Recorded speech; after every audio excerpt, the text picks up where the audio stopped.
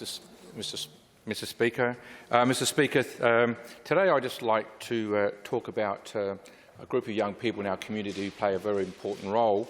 As members would be aware, this week is Carers Week, and I had the advantage yesterday to have a speak at our local sub-branch meeting of a person by the name of Emily Ritchie. Emily is a support worker for young carers for Carers and Disability Link, which is based in the Barossa, but also does work in York Peninsula, Clare and the Lady Hills. The purpose of Carers Week, Mr. Speaker, is to highlight the work undertaken by carers in our community and also to acknowledge the challenges they face, and also, as a community, how we can support the carers who do quite valuable work in our community. Carers Link Barossa and District was established in 1995, and since starting as a carers group, they've also added the work in supporting people living with disability in their portfolio. Carers Link work through basically linking people, carers or people living with disability, to a whole range of services to ensure both can live meaningful life through the support they provide. Today I would like, as I mentioned, to focus on one group of carers, and that's namely young carers.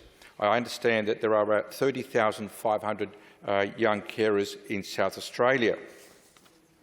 Mr. Speaker, a young carer is essentially a person between the age of 5 and 25 whose life is impacted by the care needs of someone who experiences either a chronic or long-term illness, physical or intellectual disability, mental illness, an alcohol or drug program, or dementia or other frail or aged person.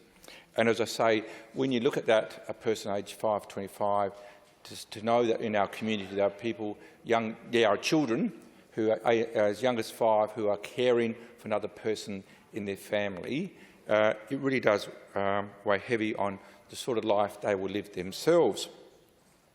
Mr. Speaker, the person the young carer might be caring for might be a parent, a sibling, in some cases their own child, a grandparent, another relative, or maybe even a close friend. The role each carer provides varies from carer to carer, depending on the needs of the person they're caring for. And carers, the work young carers provide can be as much as can be like emotional support to very practical support of paying accounts and bills for the person who needs the support, and in some cases personal needs. As you can see, the wide range of activities these young carers perform, it can be quite challenging both emotionally and physically for them, and they do actually miss out on quite a bit in life for that work. Mr. Speaker, to support young carers, Carers Link have actually created young carer support groups to provide with activities for young carers where they can get together and share not only share experiences but get support through their peers. They provide outings, information, workshops, projects and peer support. And this is designed to ensure they can live as much as possible a normal life. In other words, experience those things young people should be experiencing, children or young people experiencing day to day, but for their role of a carer.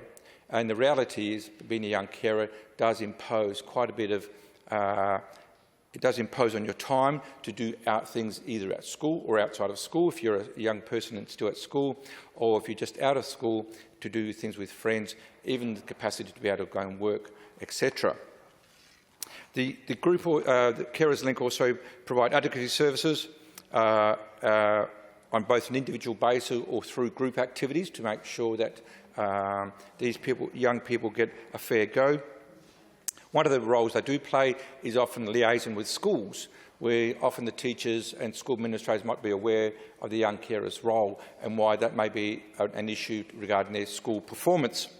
Mr. Speaker, just to put into context what the work young carers and carers provide in our community, it is estimated that there are 2.65 million unpaid carers in our community across Australia.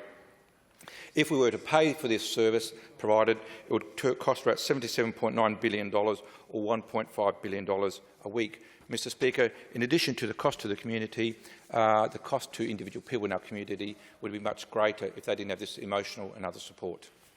Order. The member for Light's time has expired.